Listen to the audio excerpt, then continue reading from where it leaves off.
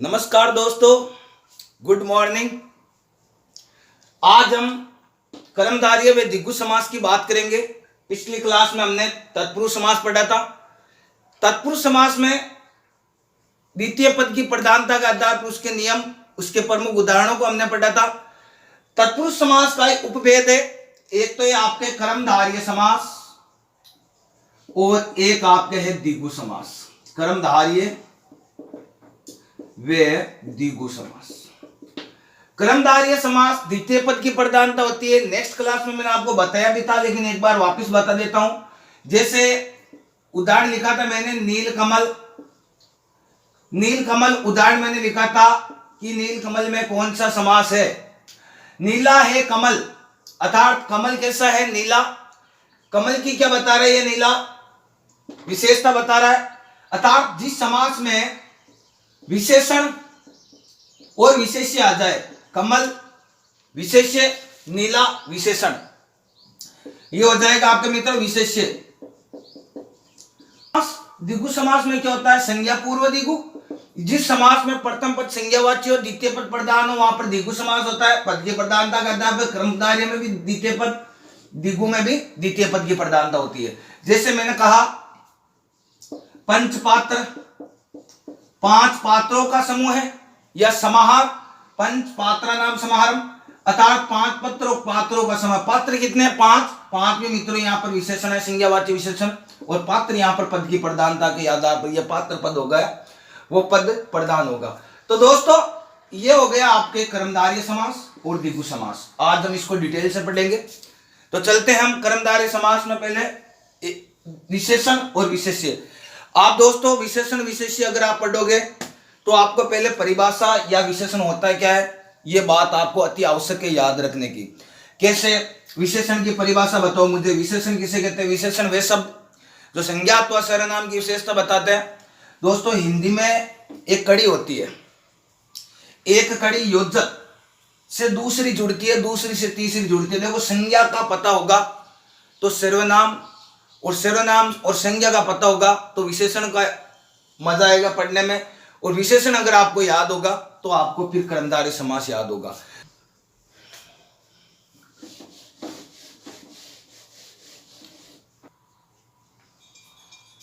तो मेरे साथियों विशेषण की मैं आपको थोड़ी सी बात बता देता हूं। विशेषण होते क्या है? आप कर्मधारय समास पढ़ोगे तो आपको थोड़ा इजी रहेगा समझने में।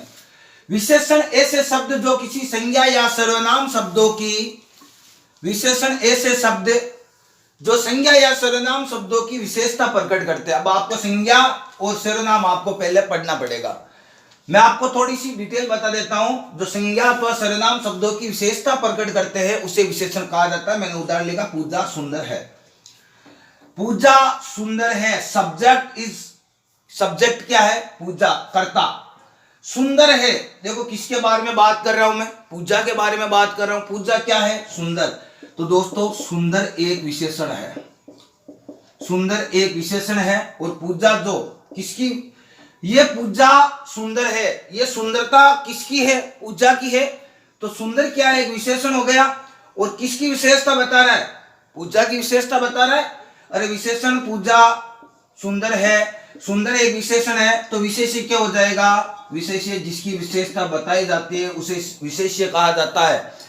उपमेय और उपमान, उपमेय और उपमान ये भी याद रखना आपको, ये भी कर्मधारय समास में आता है।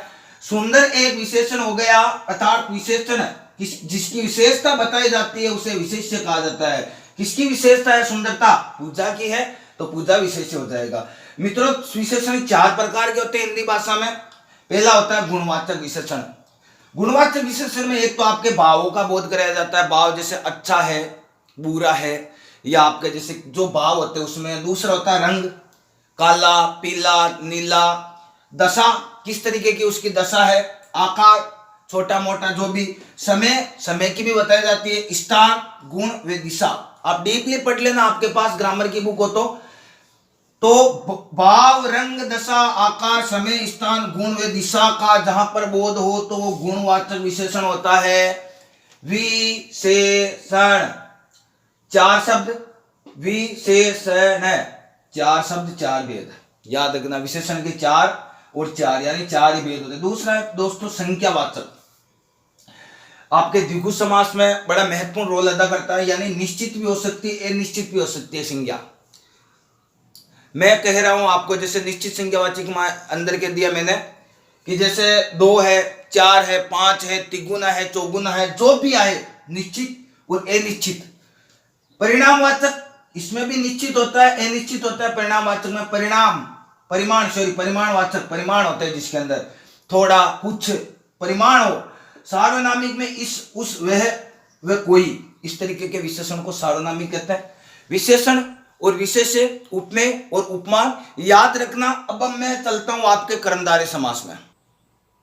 तो दोस्तों कर्मधारय समास क्या होता है, इसके प्रमुख उदाहरण चलो समझते हैं इसको। कर्मधारय समास, जिस समास में प्राय प्रथम पद विशेषण होता है तथा दूसरा पद विशेष्य होता है। उपमेय और उपमान से युक्त पद भी इस समास में होता है, यानी प्रथम पद विशेषण, दूसरा पद विशेष्य, पहले बताया था डीपली, तथा उपमेय और उपमान युक्त पद भी इस समास में होते हैं। विशेषण और विशेष्य का मैंने आपको बताया था, पूजा सुंदर है, पूजा वे सुंदर, सुंदर हो गया विशेषण, पूजा हो गया विशेष्य। इसी तरीके से आपके दोस्तों विशेषण और विशेष्य क्या होती है, उपमेय और उपमान क्या होता है। तो देखो मैंने यहां पर लिखा है, नोट कर लेना नोटबुक में, साथ के साथ में आपके लाइफ में काम। अर्थात ये जो आपके समास है दोस्तों, आप एलडीसी का पेपर दो, रिट का दो, ग्राम सेवक का दो, पटवार का दो, कोई भी आपका एग्जाम हो, उसमें आपके अति महत्वपूर्ण यूनिट होता है, ये टॉपिक होता है समास। छोटी छोटी बातें जीवन में बहुत आगे लेकर जाती है। जब सिलेक्शन करवाती है तो ये छोटे छोटे 1-1, 2-2 नंबर के जो टॉपिक होते हैं वो हमारा सिलेक्शन करवाती है। बड़े बड़े यूनिट को हम पढ़ते हैं, लेकिन हम छोटी छोटी ग्रामेटिकल, मैं आपसे वादा करता हूं मित्रों, अगर आप वर्ण विचार, संधि, समास अगर अच्छी तरीके से आप पढ़ लोगे तो पढ़ते और उपसर्ग में आपके लिए बहुत इजी रहेगा। पढ़ते उपसर्ग आप पढ़ोगे तो हिंदी में आपके जितने भी पर्यायवाची शब्द, विलोम शब्द है, एक दूसरे से जुड़े हुए होते हैं। इसमें आपके धीरे धीरे नॉलेज आगे बढ़ाना, और साथ ही साथ आप पढ़ो तो इस तरीके से पढ़ो कि लाइफ में एक बार पढ़ लिया बस, एग्जाम के लिए ना पढ़कर हम लाइफ में एक यूनिट को एक बार अपनी लाइफ को एंड कर दो कि बस अब ये टॉपिक मुझे भविष्य में कभी कोई भी एग्जाम होगा तो इससे कोई प्रॉब्लम नहीं होगी। यही आपको आगे लेकर जाते हैं। समास, संधि, प्रत्यय, उपसर्ग, विलोम शब्द, पर्यायवाची शब्द, क्रिया, ये जितने भी आपके टॉपिक है, हर एक एग्जाम में बड़े महत्वपूर्ण टॉपिक होते हैं। और हिंदी का सिलेबस 99% यही रहता है आपके। रिट वाले के लिए भी यही है। रिट में थोड़ा घूम फिरा कर इतना ही होगा कि आपके संस्कृत भाषा में समास और हिंदी भाषा में समास एक ही यूनिट है। संस्कृत और हिंदी में व्याकरण जो होती है वो सेम ही है, लेकिन संस्कृत और हिंदी का थोड़ा पढ़ने का तरीका, थोड़ा लैंग्वेज का डिफरेंट हो जाता है, बाकी समझने का तरीका एक ही होता है। मैं बातें नहीं करते हुए आगे चलता हूं कि कर्मधारय समास, इस समास में प्राय प्रथम पद विशेषण होता है तथा दूसरा पद विशेष्य होता है। उपमेय और उपमान से युक्त पद भी समास में आते हैं। दोस्तों विशेषण और विशेष्य हमने पढ़ा, उपमान को विशेषण और विशेष्य को उपमेय की श्रेणी, यानी संज्ञा तथा सर्वनाम शब्दों की विशेषता प्रकट करते हैं, उसे विशेषण कहते हैं। देखा आपने, अर्थात उपमान। विशेष्य, उपमेय, जिन संज्ञा सर्वनाम शब्दों की विशेषता प्रकट की जाती है, परिभाषा देखने में सेम है, लेकिन जिन संज्ञा अथवा सर्वनाम शब्दों की विशेषता प्रकट की जाती है उसे उपमेय या विशेष्य कहते हैं। जैसे पूजा हो गई, पूजा हो गई विशेष्य, पूजा की विशेषता बता रहे, और सुंदर हो गई विशेषण। याद रखना दोस्तों। नेक्स्ट है उदाहरण मैंने दिया है चंद्रमुख। देखो चंद्रमुख, मुख कैसा है दोस्तों, चंद्रमा के समान है। मुख थोड़ी है चंद्रमा, लेकिन मुख कैसा है, चंद्रमा के समान है। तो मैंने चंद्रमा से क्या की, इसकी तुलना की, और जिससे तुलना की जाती है वो कहलाता है उपमान, और जिसकी तुलना की जाती है उसे कहा जाता है उपमेय। मुख तो है, जैसे आप कहते हो उसका मुख तो चंद्रमुख है, अर्थात वाह मेरे चंद्रमुख, ये चांद जैसा मुखड़ा। आपने देखा होगा कई गानों में आता है ये चांद जैसा मुखड़ा। ये मुखड़ा कैसा है, चांद के समान है, चांद थोड़ी है। तो मुख क्या हो गया, उपमेय हो गया। मुख की मैंने क्या किया, तुलना, किससे, चंद्रमा से। तो जिसकी तुलना जिससे की जाए, यानी उपमान तो हो गया चंद्रमा और मुख हो गया उपमेय। याद रखना उपमान और उपमेय क्या होता है, थोड़ा बहुत इसमें और भी याद रखना। कर्मधारय समास में रूपी शब्दों का भी प्रयोग किया जाता है, अलंकार भी होता है, आपके रूपक अलंकार होता है, अलंकृति इति अलंकारम, अलंकार कितने प्रकार के होते हैं वगैरह, वो आपके हिंदी व्याकरण में है। लेकिन हमें याद रखना एक रूपी भी याद रहता है, भी इसमें उदाहरण भी मैंने लिखा है। चंद्र और मुख में याद रखना, चंद्रमा क्या है, उपमान है। चंद्रमा की तुलना मैंने की है मुख से, जो जिससे तुलना की है मुख हो गया उपमेय। अब मैं आपको उदाहरण बताता हूं। नील गगन लिखा है मैंने, नील गगन। मित्रों गगन का अर्थ होता है आकाश। नील गगन में, तो नील गगन में अर्थात नीला गगन, नीला है जो गगन, बस ये हो गया आपका विग्रह पद। नीला है जो गगन, अर्थात बादल, गगन कैसा है, गगन है नीला, तो विशेषता बता रहे गगन की नीला, तो ये कर्मधारय समास हो गया। दोस्तों रक्तांबुज, रक्त का अर्थ होता है लाल, रक्त है जो अंबुज, अंबुज का अर्थ है कमल, लाल है जो फूल, रक्तांबुज, कमल हो गया, लाल है जो कमल। लाल कमल की विशेषता बता रहा है कि नहीं बता, अंबुज का अर्थ होता है कमल, रक्त का अर्थ होता है लाल, यहां पर रक्त लाल याद रखना।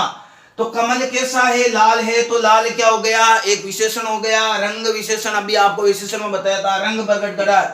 लाल मिर्च, काली मिर्च, ये मिर्च कैसी है, लाल, काली मिर्च, लाल मिर्च, तो जैसे क्या होगा, इसका विग्रह क्या होगा, लाल है जो मिर्च, ये लाल मिर्च। विशेषण आपको मैंने 4 प्रकार के बताए थे, उन विशेषण के ही उदाहरण आपको मिलेंगे, जैसे विद्याधन, विद्याधन, तो इसमें आप क्या करोगे, विद्या रूपी धन, रूपी मैंने बताया था, रूपी किस तरीके का धन है, विद्या रूपी धन, विद्या रूपी हम धन ग्रहण करें, अर्थात विद्या विशेषण, विशेषे, उपमेय, उपमान और रूपी शब्दों का भी साथ में याद रखना। फिर है अधमरा, मरा है कि नहीं मरा है, नहीं मरा है, कैसा मरा है, पूरा नहीं मरा है साहब, तो कितना मरा है, आधा मरा हुआ है, तो आधा, आधा है जो मरा, ये भी इसकी विशेषता हो गई। मरा कितना मरा है, आधा मरा है, तो विशेषता हो रही है कि नहीं, पीतांबर। मित्रों पीतांबर और नीलकंठ ये बहुत अच्छे उदाहरण है। पीतांबर आपके केवल पीतांबर आ जाए एग्जाम में, थोड़ा ध्यान से सुनना, केवल पीतांबर पूछने जाए कि पीतांबर में कौन सा समास है, तो आप डायरेक्टली बहुब्रीहि समास कर देना। अगर आपको पीतांबर में डायरेक्टली पूछ लिया जाए तो पीतांबर में आप क्या करोगे, बहुब्रीहि समास। अगर आपको ऐसे दे दिया जाए कि कहां चले तुम राम नाम पीतांबर तन पे डाले, तो आपको करना है राम नाम पीतांबर तन पे डाले, तो यहां पर क्या हो गया, शब्दों को परखना है, शब्दों को पढ़ना है कि कहां चले तुम राम नाम पीतांबर तन पे डाले, अर्थात राम नाम का पीतांबर का अर्थ होता है कपड़ा, तन पर डालने हुए कहां जा रहे हो, तो यहां पर एक विशेष पीतांबर का अर्थ हो जाएगा, विशेष प्रकार का कपड़ा जो पीला है। पीत का अर्थ होता है दोस्तों पीला, अर्थात पीला है जो कपड़ा, पीत है अंबर, ये भी लिख सकते हो आप, पीत है जो अंबर। पीत का अर्थ होता है मित्रों पीला, अंबर का अर्थ होता है कपड़ा, और अंबर का अगर आप ये शब्द लगाओ तो अंबर यानी आकाश, अंबर यानी बादल। खुशबू, कैसी बू है, बू का अर्थ होता है मित्रों गंध, कैसी है, खुश, खुश का अर्थ होता है अच्छी। आपको इसका अपोजिट बोल दे तो क्या करोगे, बदबू, बद का अर्थ होता है बुरी, बू का अर्थ होता है गंध, बुरी है गंध जो, वो कहलाती है बदबू। खुश यानी अच्छी है, गंध, बू यानी गंध जो, वो हो जाएगी आपके खुशबू। खुश का अर्थ होता है अच्छी, खुश है जो, बू के दो, चाहे आप अच्छी है जो, बू यानी गंध।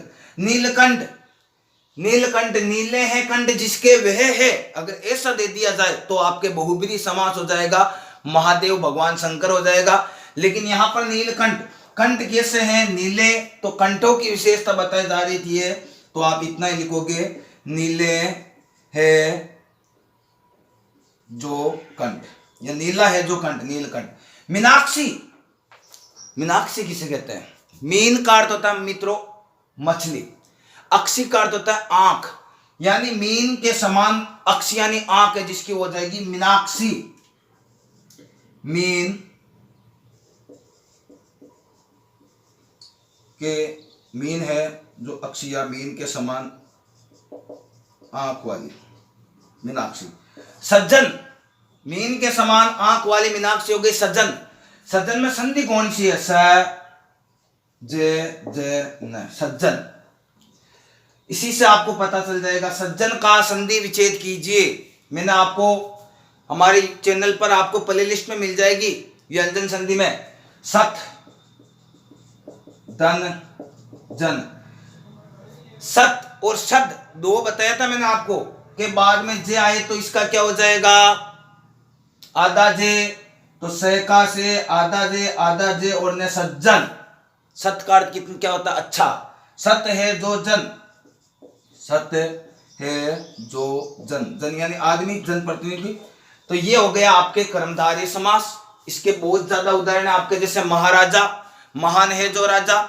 इसकी विशेषण विशेषता अगर आप पढ़ोगे तो आपके डिटेल से समझ में आएगा। पूरे उदाहरण मैं आपको बता नहीं सकता, बहुत ज्यादा उदाहरण है। मैंने आपको जितनी मेरी तरफ से कोशिश हो वो आपको बताया। याद रखना, उपमान और उपमेय, विशेषण और विशेष्य और रूपी शब्द भी आ जाता है।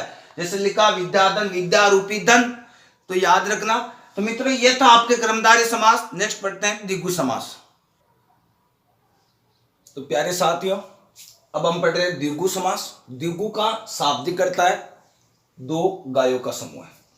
द्विगु अगर आपका दिया जाए कि द्विगु में कौन सा समास है? द्विगु में दो गायों का समूह है, दो गौ का समूह है द्विगु, ये विग्रह हो जाएगा। अब है द्विगु समास होता क्या है? इस समास में पहला पद कोई संज्ञावाची शब्द होता है, प्रथम पद संज्ञावाची, संज्ञा पूर्व द्विगु, और दूसरा पद किसी समूह या समाहार का बोध कराता है। पहला पद संज्ञावाची, दूसरा पद प्रधानता के आधार पर समूह या समूहों का बोध करवाता है। और मित्रों मोस्ट बात याद रखना, विग्रह करने के पर अंत में समाहार या समूह शब्द लिख दिया जाता है। जब इन शब्दों को सामसिक पदों का विग्रह करोगे आप तो विग्रह पद करते समय इनको समूह या समाहार शब्द लिख दिया जाता है और इसका विग्रह कर दिया जाता है। साथ में मैंने कुछ उदाहरण लिखे। देखो एकांकी, एक अंक का, एकांकी का अर्थ होता है एक अंक का। क्या होता है एक अंक का? नाटक होता है एक अंक का नाटक। इकट्ठा, एक जगह एकत्रित होना, इक यानी एक जगह हो गया, ये भी एक, इसमें भी एक जगह, एक जगह इकट्ठा, इकट्ठा हो गया, एक जगह रुकना, एक जगह इकट्ठा। दोपहर, दोस्तों दोपहरों का बाद का समय, दोपहरों के बाद का समय, दोपहरों के बाद का समय। इकट्ठा, एक अंक का नाटक, एक अंक जगह, एक जगह इकट्ठा होना, इकट्ठा हो गया। एकांकी, एक अंक का नाटक, दोपहरों के बाद का समय, दोपहर हो गया। दो गुना, दो गुना क्या होता है मित्रों? दो गुना, एक तो हम कहते हैं एक प्लस एक, एक गुना हो गया, दो गुना, दो से गुना। त्रिभुज क्या होता है? तीन भुजाओं का समूह है, तीन भुजाओं का समूह है। चौराहा मित्रों चार राहों का समूह है, चौराहा कहलाता है। पंचरंगा, पांच रंगों का, पांच आ रहा है, चार आ रहा है, तीन आ रहा है, दो आ रहा है, दो आ रहा है, एक आ रहा है, एक आ रहा है। देखो इन सब में संज्ञा आ रहा है, संज्ञा पूर्व द्विगु। प्रथम पद में संज्ञावाची, दूसरा पद में किसी समूह या समूह का बोध करवाता है। बोध करवा रहा कि नहीं करवा रहा है? तीन भुजाओं का समूह में तीन संज्ञा भुजाओं का बोध करवा रहा है। षड ऋतु में क्या हो जाएगा दोस्तों? छह ऋतुओं का समूह है। सप्त आहे, दोस्तों आहे का अर्थ होता है दिन, अहन, अहन या आहन दिन होता है, तो 7 दिनों का समूह हो जाएगा सप्ताह। 7 दिनों का समूह सप्ताह। सत से ही, सत का मित्र अर्थ होता है 100, 7, सत यानी 7, से ही का अर्थ होता है 100, 700 का समूह है सत से ही। चवन्नी, 4 अन्नों यानी आनों का समूह है, 4 आने, 8 आने, 4 आने, ये भी याद रखना। चवन्नी में 4 आनों का समय शताब्दी, अवधि का अर्थ होता है मित्रों वर्ष, कितने वर्षों का, 100 वर्षों का समूह शताब्दी कहलाती है। चतुर्वेदी, 4 वेदों का समूह है चतुर्वेदी। 10 आनंद, 10 आनंद में आपके दोस्तों बहुब्रीहि समास भी होता है और द्विगु समास भी होता है। अगर आपको ऐसे दे दिया जाए कि लंका का नरेश दशानन था, तो कौन था? 10 आनंद का अर्थ होता है, आनंद का अर्थ होता है सिर, कितने आनंद थे? 10। तो यहां पर संज्ञा पूर्व दिगु 10 आनंद का समूह है, 10 सिरों का समूह हो जाएगा दशानन। अतः अगर ऐसा दे दिया जाए लंका का नरेश दशानन था, तो मित्रों दशानन वहां पर क्या हो जाएगा? अन्य पद प्रदान होकर वहां पर रावण हो जाएगा। तिरंगा 3 रंगों का समूह है। चौफड़ 4 फड़ों का समूह है। और दूबे, ये थोड़ा बढ़िया अच्छा उदाहरण है। दू यानी 2, बे का अर्थ होता है मित्रों वेदों का समूह है। बे का अर्थ होता है वेद, 2 वेदों का समूह है। चौबे 4 वेदों का समूह है। तो एकांकी इकट्ठा नवरात्रि, नवरात्राओं का समूह है। 10 आनंद, 10 आनंद का समूह है। त्रिभुज 3 भुजाओं का समूह है। चौराया 4 भुजाओं का समूह है। पंचामृत 5 अमृत का समूह है। अर्थात इस तरीके से आपको याद रखना है। ये मैंने आपको उदाहरण बताए, इजी है, लेकिन इतना याद रखना विग्रह करते समय समूह या समास शब्द का प्रयोग किया जाता है और प्रथम पद संज्ञावाची होता है और तीसरे या द्वितीय पद में यानी अन्य पद में समूह या समार का बोध करवाया जाता है, उसे द्विगु समास कहता है। दोस्तों ये आपके था कर्मधारय व द्विगु समास। नेक्स्ट क्लास में हम पढ़ेंगे डिटेल से द्वंद्व समास। द्वंद्व में डिटेल से पढ़ेंगे हम इसको। हालांकि यही पढ़ते आए आज तक कि द्वंद्व चे, संस्कृत में चे लगा दो, हिंदी में और लगा दो और विग्रह कर दो। नहीं दोस्तों, द्वंद्व समास में आपको वैकल्पिक द्वंद्व क्या होता है, इतरेतर द्वंद्व क्या होता है, ये डिटेल से हम पढ़ेंगे नेक्स्ट क्लास में। द्वंद्व समास।